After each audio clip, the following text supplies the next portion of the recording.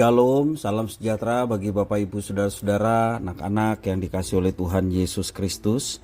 Berjumpa kembali bersama saya Pendeta Eka di dalam renungan firman Tuhan pada hari ini, hari Selasa 18 Oktober 2022. Sukacita dan damai sejahtera dari Tuhan Yesus kiranya menyertai hidup kita sekalian.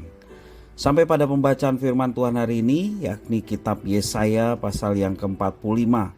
Kiranya firman Tuhan yang kita baca dan renungkan sungguh memberkati hidup kita sekalian. Puji nama Tuhan. Baik, sebelum kita akan bersama-sama merenungkan bagian firman Tuhan hari ini, kita akan berdoa.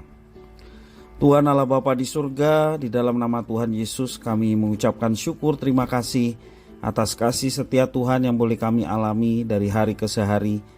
Dan kami mau terus dekat dengan Tuhan, dan kami mau terus memperdengarkan hati pikiran kami kebenaran firman Tuhan, karena firman-Mu yang menerangi jalan hidup kami, sehingga kami tidak tersesat dan kami dipimpin oleh Tuhan untuk memuliakan Tuhan dengan cara menggenapi firman Tuhan dalam hidup kami.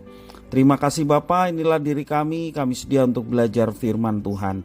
Demi nama Tuhan Yesus kami berdoa. Haleluya. Amin. Saya akan membacakan di dalam Yesaya pasal yang ke-45 ini, ayat yang ke-9 sampai ayat yang ke-19. Demikianlah firman Tuhan. Celakalah orang yang berbantah dengan pembentuknya. Dia tidak lain dari beling periuk saja. Adakah tanah liat berkata kepada pembentuknya, apakah yang kau buat? Atau yang telah dibuatnya, engkau tidak punya tangan.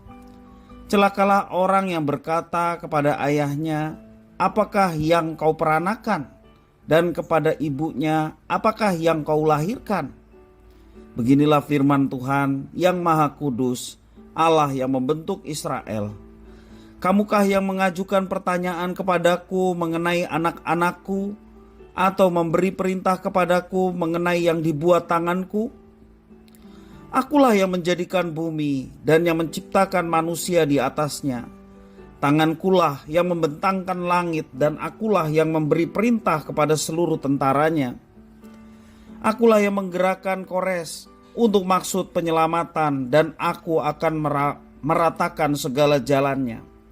Dialah yang akan membangun kota-kotaku dan yang akan melepaskan orang-orangku yang ada dalam pembuangan, tanpa bayaran dan tanpa suap. Firman Tuhan semesta alam. Beginilah firman Tuhan.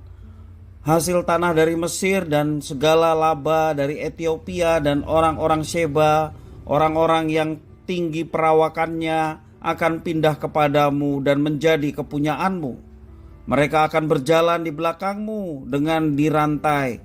Mereka akan sujud kepadamu dan akan membujuk engkau, katanya, hanya di tengah-tengahmu ada Allah dan tidak ada yang lain.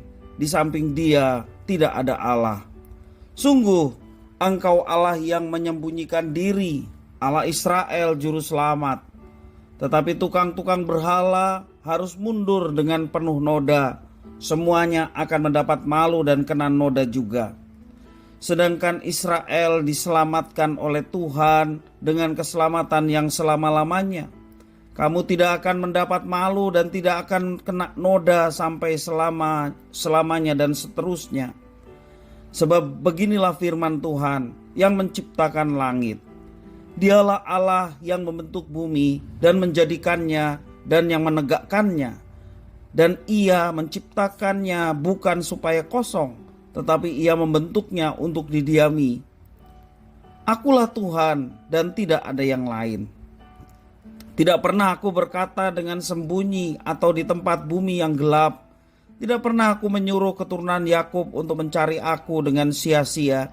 Aku, Tuhan, selalu berkata benar, selalu memberitakan apa yang lurus. Bapak Ibu saudara-saudara yang dikasihi oleh Tuhan Yesus Kristus. Bagaikan tanah liat di tangan penjunan, manusia berserah penuh untuk dibentuk sekehendak Tuhan Sang Pencipta.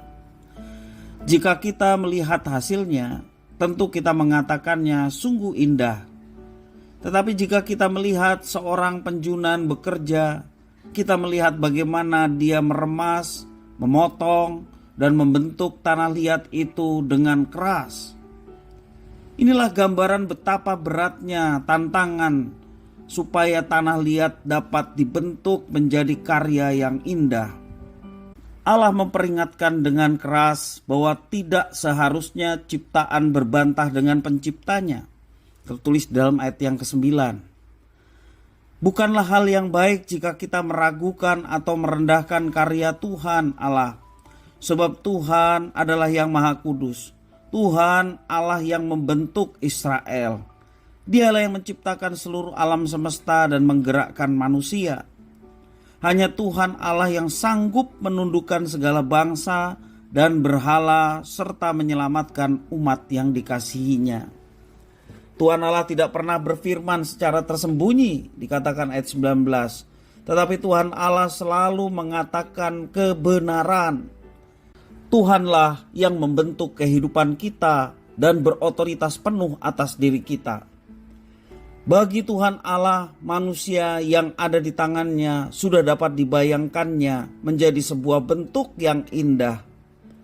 Apa yang akan dibentuk oleh Tuhan bagi umatnya adalah berkat dan keselamatan, bukan noda dosa atau rasa malu. Sebab itu kita harus selalu siap untuk dibentuk oleh Tuhan seturut dengan rencana dan kehendaknya. Di sini kita melihat teladan langsung dari Tuhan Allah kita. Tuhan yang kita kenal dan kita sembah memberikan satu teladan yang luar biasa. Ia adalah Tuhan yang selalu berkata benar, sehingga kita sebagai orang-orang yang telah dibentuknya, orang-orang yang telah ditebusnya, juga seharusnya hidup dalam kebenaran. Saat ini mungkin kita masih sering berkata bohong dengan banyak alasan yang menyertainya. Bahkan kita mengatakan bahwa berbohong untuk kebaikan itu tidak menjadi masalah. Tetapi dengan alasan apapun, berkata tidak jujur tidaklah benar.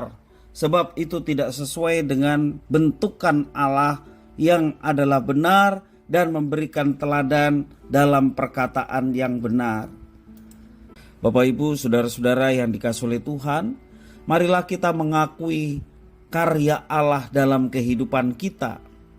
Dengan pengakuan itu kita senantiasa mengikuti firman-Nya dan tidak lagi melakukan hal yang tidak sesuai dengan kebenarannya. Bersiaplah untuk dibentuk oleh Tuhan, dan bentukan Tuhan adalah sesuatu yang indah. Dan ketika kita hidup di dalam ketaatan firman-Nya, walaupun seringkali kita harus menghadapi tantangan, dan itulah bentukan dari Tuhan supaya kita menjadi pribadi-pribadi yang kuat, pribadi yang tangguh, tahan terhadap situasi kondisi yang seringkali menantang kita untuk meninggalkan Tuhan. Tetapi biarlah dengan bentukan Tuhan yang kadang-kadang kita harus menghadapinya dengan begitu sulit, tetapi kita meyakini bahwa bersama dengan Tuhan kita diberi kekuatan dan kemampuan untuk menghadapinya. Bahkan kita mendapatkan kemenangan atas setiap tantangan, pencobaan yang kita alami. Bapak Ibu saudara-saudara, jangan pernah goyah, jangan pernah takut dalam segala sesuatu yang kita alami. Ada Tuhan yang menyertai. Bentukan Tuhan merupakan bentukan yang menghasilkan sesuatu yang indah pada waktunya. Dan kita mau melihat keindahan itu boleh terjadi dalam kehidupan kita. Tak kala kita tetap setia, tak kala kita tetap bersandar kepada Tuhan. Bahkan dalam situasi-situasi yang sulit bagi kita bersandar kepada Tuhan. Dan pada akhirnya kita boleh melihat kebaikan yang disediakan oleh Tuhan Allah kita tepat pada waktu yang Tuhan sudah siapkan. Kiranya firman Tuhan memberkati kita sekalian. Kita berdoa. Tuhan Allah Bapa di surga, terima kasih atas firman Tuhan. Bentuklah kami menjadi pribadi yang kuat, tangguh. Bentuklah kami untuk menjadi pribadi-pribadi yang menyenangkan hati-Mu. Tak kala kami tetap bersandar dan terus melakukan firman Tuhan dalam kehidupan kami setiap hari. Terima kasih Bapa, inilah diri kami. Kami sedia untuk menjadi pelaku-pelaku firman. Demi nama Tuhan kami Yesus Kristus, kami sudah berdoa dan bersyukur. Haleluya. Amin.